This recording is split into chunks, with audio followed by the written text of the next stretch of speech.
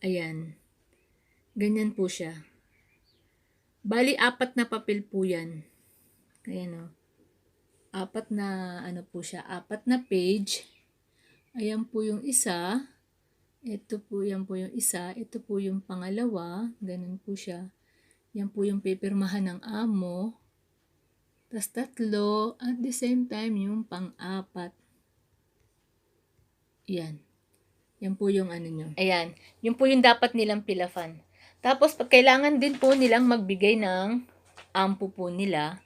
Normally, may mga employer na ayaw magbigay ng ampo, yung binabayaran nilang tax, na naintindihan naman po natin yun. So, ang ginagawa po kasi nung iba, yung amount, may amount po kasi yung ampo namin, may amount po yun. So, iaano na lang po nila ng black para po hindi makita kung magkano po yung kinikita ng amo. Yun po kasi yung tinatago ng mga employer, kaya po ayaw nilang minsan magbigay ng ano. Kaya ganun po yung sasabihin nyo na iba-block na lang niya para hindi makita. Kasi ang importante lang naman dun na makita dun sa prefecture na sila ay nagbabayad ng ampo nila.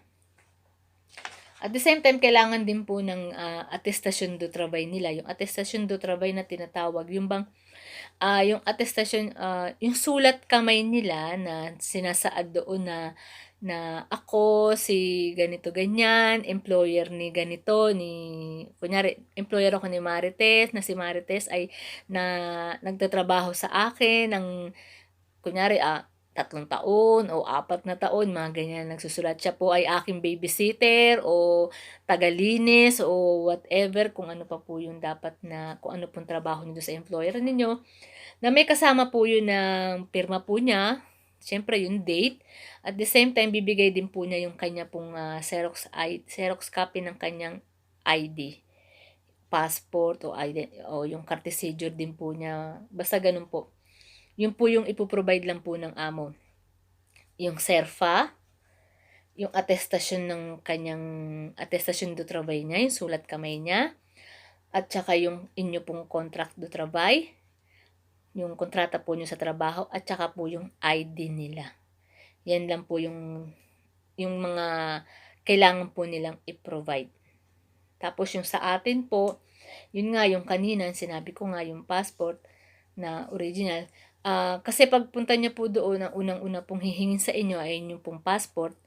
At the same time, oo nga po pala, kailangan niyo po ng yung birth certificate niyo po, birth certificate niyo na translate din. Yung kung kayo po ay may asawa, yung yung pong marriage contract. Tapos kung may mga anak po kayo, yung pong mga birth certificate po ng inyong mga anak. Yun po yung mga kailangan din yung ibigay pagpunta nyo po doon. Tapos kailangan meron na rin po kayong picture. Meron naman pong booth sa mga metro, sa train, ng mga papapicture po kayo. Meron po doon na picture na kung alam na po nila kung ano pong size yun. Tapos yung nga pong yung ampon po ninyo na bago, kukuha, yan po yung mga unang hinihingi. At the same time, hinihingi din po yung ano pa ba yung hinihingi doon na una? Yun lang yata. Yun lang. Passport muna, birth certificate. Tapos, kasi ako, hindi naman ako nagbigay ng marriage contract dahil wala naman akong marriage contract. Tapos, hindi ko na rin naman naisama yung mga ano ko doon, mga junakis ko dahil malalaki na rin naman na kasi sila. Kaya ang binigay ko lang doon, yung passport ko na bago, syempre kailangan yun. Tapos, yan lang, birth certificate, marriage contract, yung sa mga anak ninyo, ampo. Tapos, kung yung EDF po ninyo ay hindi po nakapangalan sa inyo at nakiki-EDF lang po kayo sa iba, kunyari naki-share lang po kayo ng kwarto, yung pong nagpa-share po sa inyo ng kwarto, magbibigay po sa inyo ng atestasyon na katunayan na nakatira ka sa kanya. Ano tawag doon sa atestasyon, ng yung sulat na, kalimutan ko sa atestasyon kasi dito. O, atestasyon din naman po yata sa atin. Atestasyon, nakatunayan na, si Marites Sulit, na ako kunyari nanay ko ako, si Nancy Sulit, na itong si Marites Sulit ay nakatira dito sa bahay ko, lalala, simula pa nung ganito, ganyan, ganun, nas pirma, date, ayun. Tapos kailangan ng ID nung cashier ninyo, kailangan ng ID niya. Kasi hihingin din yan kung wala kayong EDF, kasi kailangan po ng EDF yan. Pero kung wala kayong EDF, pero meron naman kayong kitans, okay lang din po yun.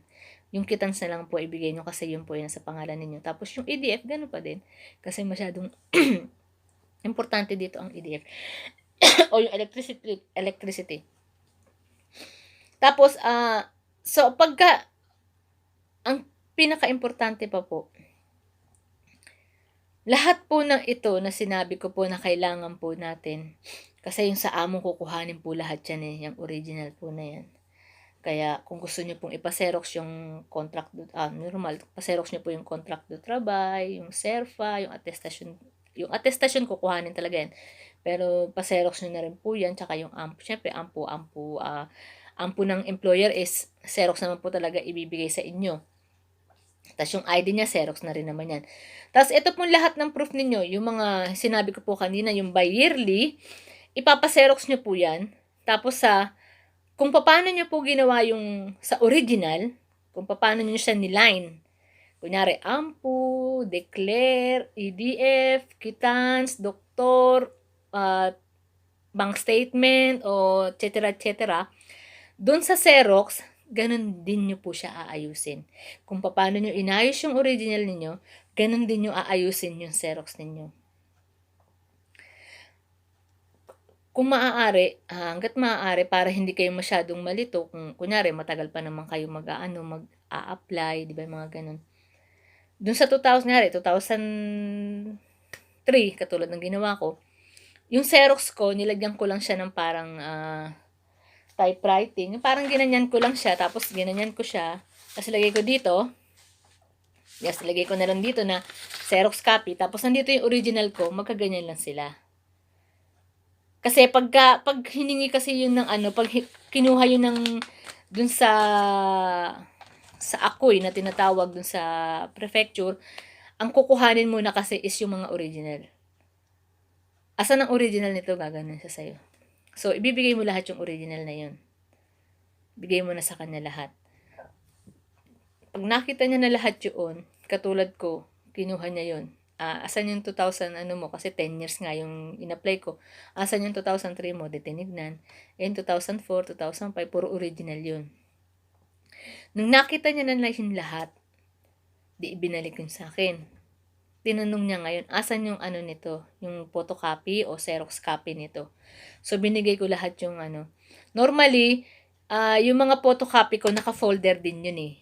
Kaya lang, inalis niya sa folder, pero magkakadikit pa rin yun na kailangan kung paano yung original, ganun din ng Xerox. Nakadikit na, tinanggal niya yung ito nga yung hinarang ko nga doon, yung pinaka-folder ng Xerox. Tapos, lahat ng 2003 hanggang 2004, 13, lahat ng Xerox pinagsama niya yun. Hindi yung pinaghalo Kunyari, 2003, 2004, 2005, 2000, ginanon niya na pinagpatong-patong niya na yun. Tapos, ginanon lang niya. Tapos, nung tinignan lang niya siguro, kumbaga, siguro, sanay na sila sa ganun. Na alam nilang, ito na lahat yung mga Xerox, kinuha niya na ngayon yun. Kinuha niya lahat yung Xerox na yun. Yung original yun ang maiiwan sa'yo. Yung Xerox copy, yun ang mapupunta sa kanila. Ganun po yun. Kaya, yan po yung pag-apply ng 10 years. Masyado siyang mabusisi, masyado siyang pero yun po talaga kasi siya. Hanggang sa ngayon, ganun pa din siya. Pag mag-a-apply po kayo, ganun pa rin. Ang nagbago lang sa law talaga yung medyo, pag kayong 3 years ka na dito, kailangan 2 years kang declare. Pag 5 years, kailangan 1 year kang declare. Kasi pag 10 years naman yung in-apply mo, may tinatawag naman na B-Prive na tinatawag. Kumbaga, anong tawag yung B-Private? Basta B-Prive siya. Kasi yung V-Life Hindi ko masanabi yung private life. Diba? Basta yun. Pagka BPREVI po kasi ang in-apply nyo, hindi nyo masyadong kinakailangan ng maraming declare. Yun naman po yung pagkakaiba ng 10 years na nag-a-apply. Hindi mo kailangan ng maraming declare. Kahit na hindi ka fully declare, kahit kaunti lang yung declare mo, pasado ka sa kanila. Basta 10 years ka na dito. Pero din sa mga 3 years, 2 years, 3 years na 3 years dito, 2 years na declare, yun, kailangan yun. Pag 5 years, kailangan, may 1 year kang declare. Tapos, at the same time, yung mga proof mo, kailangan yun. Kaya, yun po yung mai-share ko po sa inyo ngayon. Yan po yung mga kailangan sa EDF. Siyempre, kailangan po ng atestasyon ng EDF na ipiprint po yun. O kaya pupunta po kayo sa EDF o tatawag kayo sa kung ano man yung agency po ng inyong electricity para humingi po kayo ng atestasyon. At the same time, yung pong kung saan po kayo nakatira na hindi naman nakapangalan sa inyo yung EDF, kailangan nyo po siyang hingan ng EDF plus ng kanya pong ID at atestasyon na katunayan na nakatira po kayo doon. Since when? Yan po yung mga kailangan na sa mga nagdidemand po ng cartizidure for 10 years. Kaya, ayan po, ulitin ko po, ang kailangan po natin ay passport, birth certificate, marriage contract, birth certificate sa mga may asawa at anak, nakatranslate po yun. Tapos yung picture po, meron po sa booth, at tapos yung pong mga ampo ninyo, tapos yung inyo pong mga proof, yung mga bultan na seso ninyo o padsyemplua, yung mga EDF, kitans, telephone, doktor, resibo, kung ano pa po yung mga may resibo kayo dyan, aid medical, mga ganyan, Navigo, kung abono po yung Navigo ninyo, yan po yung magagandang mga proof po dito kasi lahat po yan ay nasa gobyerno. Kaya maganda pong proof yan yung mga bangko, EDF, kitans, mga Navigo, aid medical, yan po yung magagandang proof. Kaya, yun nga po, kailangan po maganda po yung pagkakaayos. Kailangan po sunod-sunod. Pag EDF, sesu, paje, padsimplua. Konduktor, doktor, kitans, ganun po. Hindi po halo-halo. Kailangan ganun. Tas ano po, January to December. Ganun po lagi ang ayos po ninyo. At the same time, huwag niyo pong kakalimutan yung Xerox copy po ng lahat ng yan. Kaya, yung mga proof niyo po, magkakasama po yan. Kasi sa una po, pag umupo po kayo dun sa harapan po ng makakausap po ninyo, ang unang-unang hinahanap niyan ay passport. Kaya kailangan ang passport, ang birth certificate, ang ampo po ninyo na bago, tapos yung picture po ninyo, tapos yun po yung mga unang hinahanap. Yun po yung mga unang hinahanap. Kaya kailangan po, yan pong ano na yan, nasa harapan po ninyo yan. Kasi pagka sinabi nilang passport mo, kasi yun talaga yung una dahil yun yung pinaka-ID natin, bigay ka agad. Original muna lahat ang binibigay. Pag tinanong kayo ng photocopy, tsaka yung bigay yung photocopy. Ganun po yan. Kaya pag sinabing nagkatrabaho ka ba, sabihin mo lang na oo, asan yung mga declare mo, eto. Ibigay mo lahat yung 2,000, yung kunyari, kung saan ka nagsimula, bigay mo lang sa kanya lahat yun. Siya nang bahalang doon, titingin doon. Tapos kung 10 years ka nga, titignan na lahat yung 10 years na yan. Kaya basta kailangan po, kung ano yung original niyo, nandun sa likod ninyo yung photocopy para pag hiningi niya, abot lang kayo ng abot. Kasi ayaw nga po nila nung matagal, yung naghahanap pa. Kaya kailangan po, bago po talaga kayo pumunta doon, kailangan maayos na po kayo. At lastly, ito po talaga yung napaka-importanteng, super napaka-importante na hindi ko dapat makalimutan ay nakakapagsalita po kayo ng French. Kasi pag hindi kayo nakakapagsalita ng French, kahit yung basic lang na French, kailangan nyo pong matutunan. Kasi pag hindi nila kayo entertainin, hindi nila kayo kakausapin, hindi dun pwede ang magbitbit ng kasama. Dati nagagawa yan, ngayon hindi na. Kaya kailangan po talaga mga kapatid na Kung may pagkakataon, puwede po tayong mag-aral. Kahit po yung mga basic lang na mga tanong, bonjour, ça va, kung, yung mga vous êtes kung, à Paris o à France o mga gano'n. Kailangan po talaga. Kailangan na maanuhan po natin talaga 'yan, mga basic na tanong na 'yan kasi 'pag hindi, hindi talaga nila tayo entertainin. Kaya kailangan po talaga nating mag-aral ng lengguwahe po nila. Yan po yung talagang pinakaimportante sa lahat. Kasi kahit kumpleto po yan, 'pag hindi po kayo nakapagsalita sa harapan nila at napatapat po tayo sa pagod na, kawawa po, sayang lang po yung ating pagod. Lalo na po ngayon, napakahirap pong kumuha ng rendezvous sa sa mga agency po nila sa prefecture.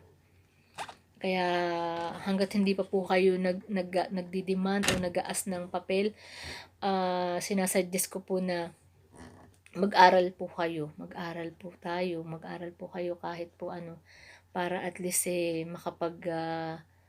makapag-communicate. Maganda din po kasi pag natutunan niyo ang French, napakaganda, masarap sa tenga pag nakakapag-communicate na po kayo ng French sa sa mga ibang lahi, yung mga French people po dito, hindi nakakatuwa po. Kaya i-insist po natin yung sarili po natin na makapag-aral po tayo ng French. Bigyan po talaga natin siya ng oras. Bigyan po talaga natin siya ng oras. Kaya sa ngayon po, yun na po yung maisi-share ko po sa inyo. Sana po ay naintindihan po ng maayos yung akin pong pag-explain. Lalo na po sa mga makakapanood po nito. Hindi naman po siya ganun masyadong kakomplikado. Kaya kailangan lang po talaga ng maging maayos. Maging maayos lang po yung pag-aano natin para pagpunta po natin dun, fresh din po yung isip natin, hindi tayo matataranta, yung kaba nandun na yun nandun na po yung kaba. Kasi ako nga po, lagi po akong kinakabahan tuwing magre-renew ako. Kaya ayun po, ang kagandahan nga ngayon, dati yearly nagre-renew ka. Ngayon, maka-renew ka lang ng isa, yung susunod na renew mo, 4 years nang ibibigay sa'yo. Pag natapos mo tong 4 years na to, ibibigay sa'yo yung 10 years na po. 10 years na. Kaya, ayun, kailangan po talaga nating mag-aral ng French. Kasi, pagka magdi-demand naman tayo ng 10 years, soon, kailangan naman po natin ng diploma ng ADU. Kaya, yun naman po yung i-explain ko naman po sa inyo sa susunod ko pong video. Kaya sa ngayon po, maraming salamat pong muli sa pakikinig niyo po sa akin. Ilalagay ko po sa akin description yung mga link ng prefecture tsaka ng mga yung dinownload na Serfa para po madali po sa inyo. Kaya maraming salamat po sa lahat po ng nakinig, ng mga nandyan. Sana po makatulong po yung akin pong pag-explain. Yung para po sa atin at para po sa employer, i-description ko po sa baba. Kaya hanggang dito na lang po muli tayo. Maraming salamat po sa inyo. God bless po sa ating lahat. Thank you po sa pakikinig. Thank you. Bye-bye po. Sana po sa lahat po ng mga kapatid ko po dito sa Paris na mag-aas ng mabigyan po tayo. Sana po tayo lahat ng papel kasi yun po talaga yung kailangan po natin para hindi na po tayo maging natatakot minsan lumabas kasi lalo na ngayon medyo nagkakahigpitan po, at least 'di ba, hindi naman po masayang yung ating pong pagpunta dito. Kaya kailangan po talaga nating mag-aral para maintindihan natin yung sinasabi ng iba, para at least 'di ba, malaking bagay na rin po talaga yung nag-aaral po tayo. Tsaka kailangan na yun nga po, sana magkapapil na po tayong lahat para everybody happy. Yung iba makikita nila yung mga pamilya nila sa Pilipinas, 'di po ba, kasi ako 10 years talaga bago ako nakauwi, katulad ng nanay ko, ng 10 years na siya nakauwi, malalaki na kami. Kaya ako, nangyari din sa akin, malaki na din yung aking mga anak nung umuwi na po ako. Kaya sana at least ngayon po meron na po nung mga maigsing panahon lang, 'di po ba? Kaya sana makakita po kayo ng employer na talagang willing pong tumulong po sa inyo. Kaya ayun po, God bless po sa atin lahat. Keep safe po. Sana po matapos na rin po itong ating nangyayari sa atin na sa buong mundo. I hope na matatapos din po ito. Mag-pray lang po tayo.